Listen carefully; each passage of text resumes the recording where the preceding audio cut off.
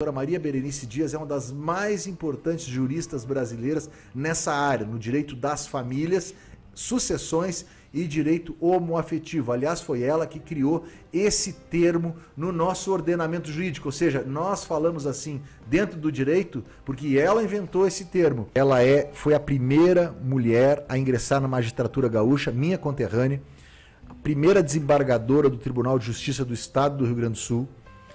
É pós-graduada e mestre em processo civil pela PUC do Rio Grande do Sul, é vice-presidenta nacional do Instituto Brasileiro de Direito de Família, o IBDFAM, do qual foi uma das fundadoras, e é presidenta da Comissão de Direito Homoafetivo e Gênero do mesmo instituto, né? Presidiu a Comissão Especial de Diversidade Sexual do Conselho Federal da OAB e instalou mais de 200 comissões em todo o país. E o Jus Mulher foi a única gaúcha indicada pelo projeto 1000 Mulheres para o Prêmio Nobel da Paz 2005. É autora de diversos livros, além de palestrar no Brasil e no exterior. O currículo é extenso. Então, eu queria já de antemão lhe agradecer a sua presença aqui no Direito ao Ponto.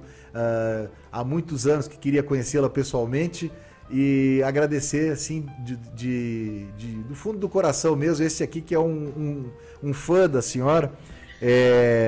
Já tive possibilidade de trabalhar bastante com o direito homoafetivo também.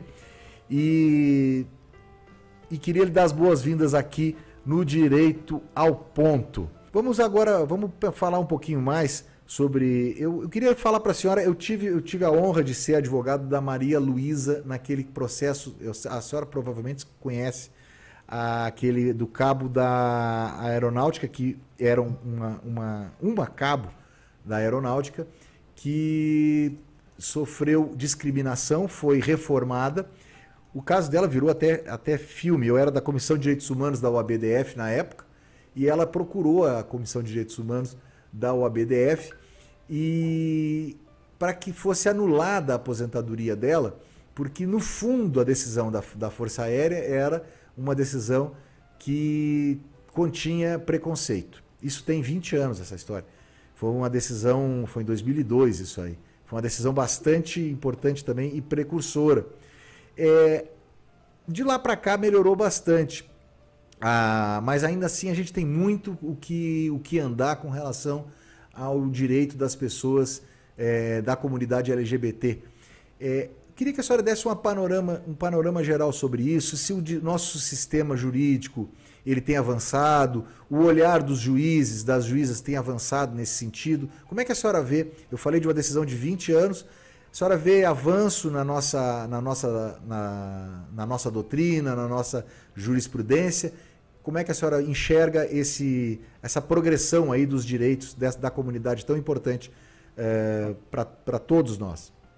Primeira coisa, me manda essa decisão, Júlio. Olha que eu mantenho um site, Direito Homoafetivo, onde eu boto todas as decisões e acho, com certeza essa aí é pioneira, eu não coloco o nome das pessoas e tal, mas isso é fundamental para construir e orientar os advogados para fazer, que foi o que aconteceu, o que levou à justiça, né? Foram os advogados, como tu, que, diante de uma situação injusta, mesmo sem nenhuma previsão legal, foi buscar o reconhecimento. Então, acho que os grandes méritos desses avanços se devem aos advogados que levam os casos a judiciário, e sempre o judiciário que acaba levando os méritos. Mas os avanços são muitos, e são significativos e muito marcantes. Tem algumas pautas muito significativas. Talvez assim, a mais importante de todas, porque houve assim, a inserção no âmbito da absoluta igualdade, foi quando o Supremo, em 2011, reconheceu a união estável e, imediatamente depois, o STJ, a possibilidade do casamento, que se tornou obrigatório em 2013, porque tinham oficiais do registro civil que se negavam a casar, a converter a união estável em casamento, enfim. A par disso, teve esta possibilidade também importante para a população trans, que é de proceder à alteração do nome e da identidade de gênero diretamente no registro civil, por autodeclaração, sem precisar fazer cirurgia, como teve uma época que a justiça exigia, sem ter que apresentar laudos, se submeter até a inspeções judiciais, que também aconteciam, uma coisa horrível. a todo tipo de exposição que ficavam, né? Então, há essa possibilidade. Tem a questão da doação de sangue, sabe? Que homens que fazem sexo com homens durante 12 meses não poderiam fazer. Também isso aí acabou caindo. Essa criminalização da homofobia. E agora está para ser julgado, finalmente o ministro Fux devolveu para ser pautado a questão do uso dos banheiros públicos pela população trans, né, para que sejam usados banheiros conforme a sua identidade. Como é que as pessoas se identificam? Se o sexo masculino, o sexo feminino possam usar. O que acontece? As pessoas trans não podem ir no banheiro, num shopping, tanto que a ação para ser julgada foi que uma trans foi impedida de entrar no banheiro, acho que foi em Santa Catarina, e isso desencadeou esta ação. Porque, bom, se a pessoa se identifica como tal, se apresenta como tal, sabe? E o voto do Barroso é perfeito com relação a isso. Já votou a favor o Fux pediu vista. Fachin e o Barroso, que é o relator. O Fux pediu vista em 2015, até hoje, só agora que resolveu devolver. E a mim atrapalha um pouco, porque houve esse avanço de forças conservadoras, até no próprio Supremo Tribunal Federal, gente terrivelmente evangélica. Enfim, não sei se o resultado vai ser o mesmo, unânime, como foi de 2011, e este é o grande temor que se tem. Nós precisamos ter uma legislação, nós não podemos ficar reféns, eventualmente, de uma mudança da jurisprudência. Olha o que aconteceu nos Estados Unidos com relação ao aborto. 50 anos depois, muda a composição do Supremo, cai um direito mais do que consagrado nos Estados Unidos. Sabe? Eu acho que esse é o grande... E já tivemos outras perdas, né? Atualmente. A senhora falou muitos avanços, mas a senhora também falou desses retrocessos que nós estamos sempre possibilitados de sermos submetidos, né? Queremos crer que nós não cairemos tanto, né? Não voltaremos, não regrediremos tanto. Eu acho que, agora também só uma pontinha aqui, ainda bem que a ministra Rosa Weber, nossa conterrânea também, baixou essa resolução aí no Supremo Tribunal Federal de limitar o tempo de vista dos autos. Não é só o ministro Fux, todos os ministros, né? A gente sabe que a maioria os julgadores, de uma maneira geral, eles não têm essa limitação e acabam prejudicando, né, o andamento dos processos. Esse processo do juiz de garantias mesmo, que eu estava no início do processo, do processo, do programa, falando, estava bastante tempo também lá com o ministro Fux. Foi até inclusive, foi tema de um debate acalorado entre ele e o ministro Gilmar Mendes. Doutora Maria Berenice Dias, este que vos fala, Max Telesca, está muito feliz da sua presença, e eu quero agora trocar de tema, porque tem também uma outra polêmica. É claro que essas questões todas são questões de direito de família, e elas têm as suas tem que ter cuidado, né? Porque por isso que o direito de família não se coloca nem o nome das pessoas no processo, só as iniciais. Mas, neste caso, o caso veio a público, existem informações públicas, e a gente vai falar aqui, claro que tem um pano de fundo disso, que é essa questão do Gugu Liberato, mas nós vamos tentar, o máximo possível aqui, preservar a intimidade dessas pessoas, na medida em que isso pode ser considerado um outro caso, pode ser um caso em tese. Nessa briga, doutora Maria Berenice, é uma herança aí enorme, né? Se não, R$1 bilhão se fala, né? 1 bilhão. R$1 bilhão. É uma loucura. O Gugu era um profissional muito competente, um homem de televisão nato, ele era o sucessor do Silvio Santos, e mobiliza 3 herdeiros, né? E a mãe deles. E também tem uma possibilidade também de uma questão aí de um relacionamento homoafetivo. ter se configurado também como uma união estável. A herança está partilhada da seguinte forma: 75% para os 3 filhos, 25% para os 5 sobrinhos, que aí é testamento, é aquela possibilidade de doar a 50%, queria que a senhora explicasse isso para o nosso ouvinte, e a pensão vitalícia para a mãe do apresentador, de 90 anos, de 163 mil por mês. Então aí tem um testamento, onde ficam 3 filhos, 5 sobrinhos, mas tem um imbróglio. Qual é o imbróglio? Uma parte que é uma tentativa de reconhecimento de união estável com uma mulher e uma tentativa de reconhecimento de união estável numa relação homoafetiva. Doutora Berenice, caso o teste de DNA... Só um adendo. Tem o filho também. Olha só como... Eu ia dizer, tu está esquecendo mais o Ricardo Rocha. Exato. E tem isso também, eu tinha esquecido desse pequeno detalhe. Tem ainda uma possibilidade de um filho ser reconhecido. O testamento pode ser anulado se houver a comprovação de que o Ricardo Rocha é o filho do apresentador? Como é que fica toda essa encrenca, doutora Maria Berenice? Isso acontece o que se chama rompimento do testamento.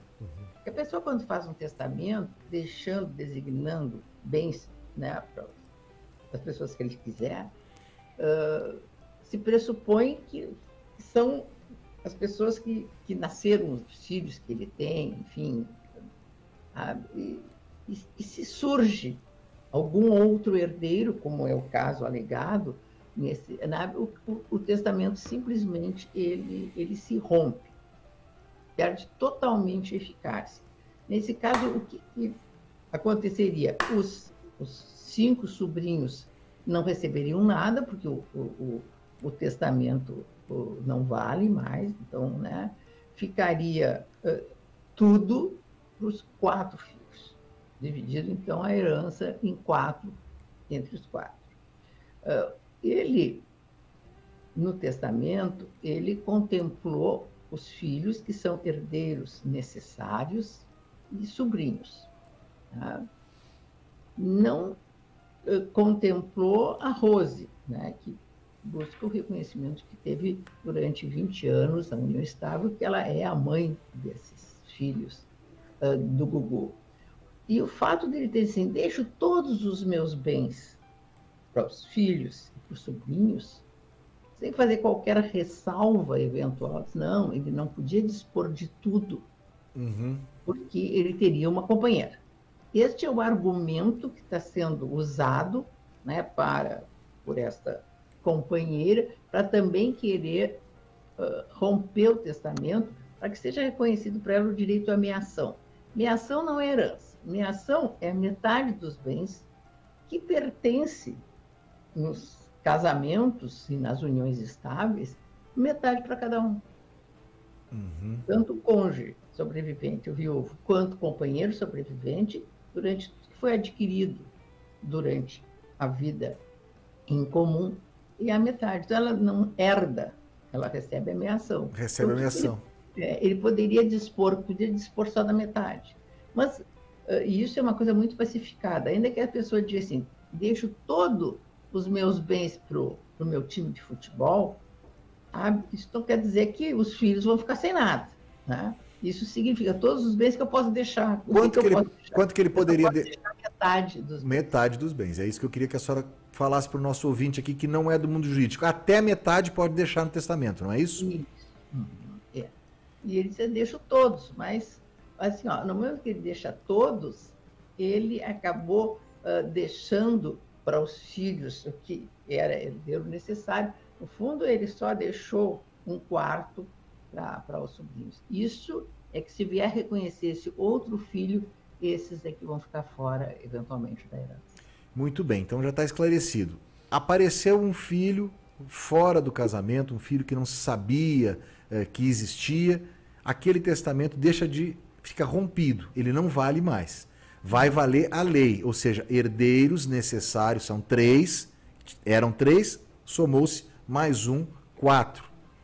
Doutora Maria Berenice também falou o seguinte, não pode doar, ou melhor, testar, é o nome que se fala, que é o correto no juridiquês, não pode testar, ou seja, deixar em testamento mais do que 50%, só pode 50%. Mas aí nós vamos adicionar mais um ingrediente aí nessa encrenca.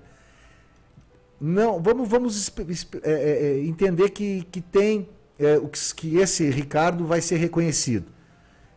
E se for reconhecida a união estável, a senhora falou também, aí ela vai ficar com quantos por cento, a Rose? 50%. Ameação. Ameação é metade.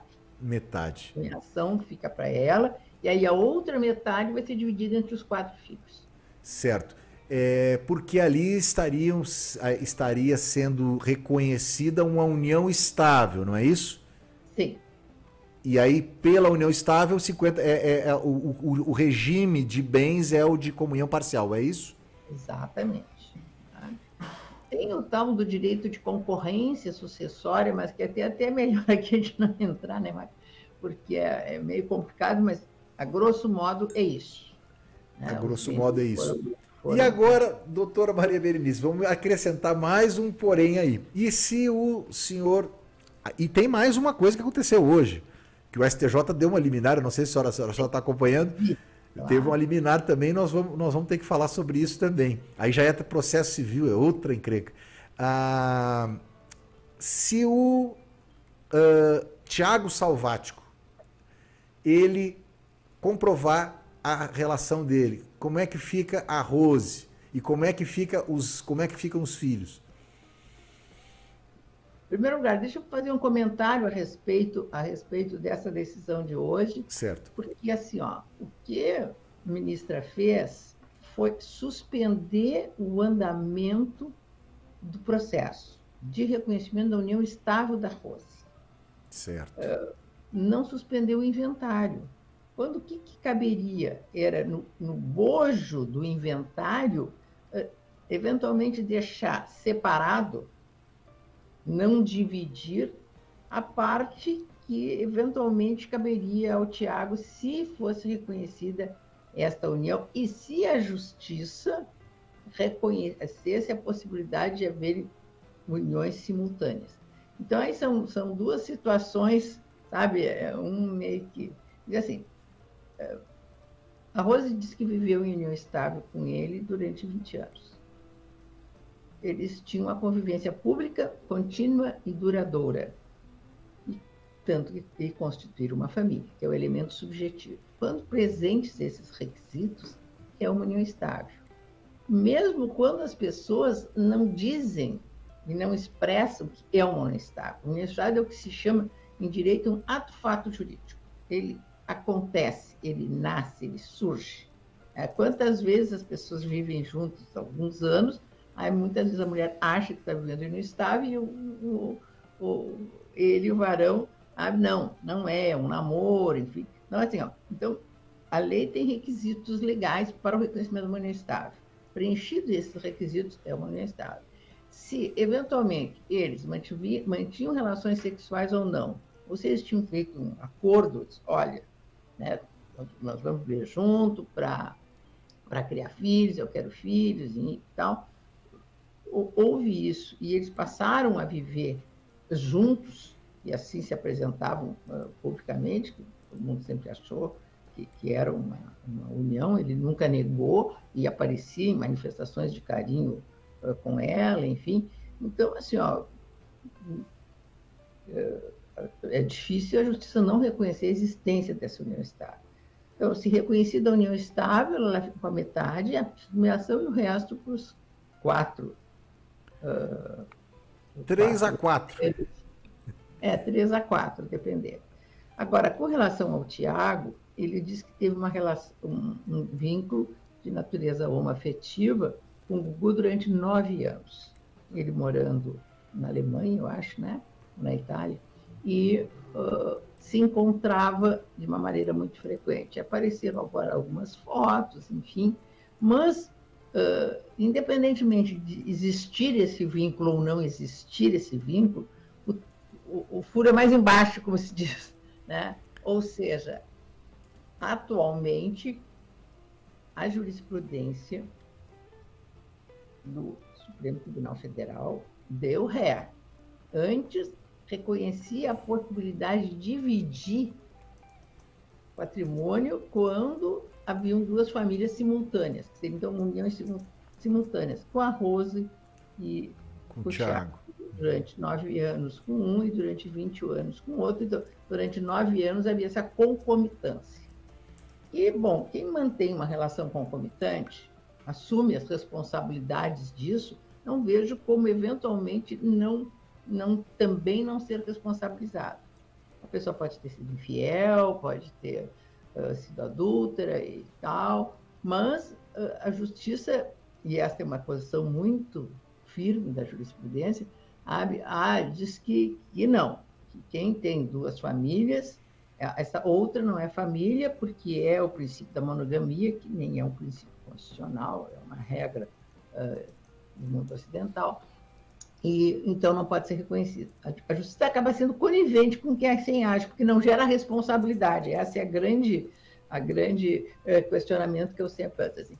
Se a pessoa age assim, que às vezes tem 2 famílias e tal, durante 20, 30 anos com filhos, sabe? E a justiça vinha reconhecendo, tinha até enunciados nesse sentido. Não, tem que dividir pensão previdenciária, enfim, e dividir entre elas. Isso deu ré agora.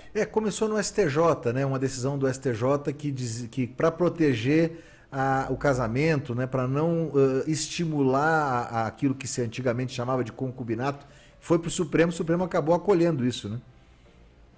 Sim, e tinham 2 resoluções, a 526 e a 529, admitindo esta partilha. É que as pessoas confundem, então, assim, amante, né, com companheiro.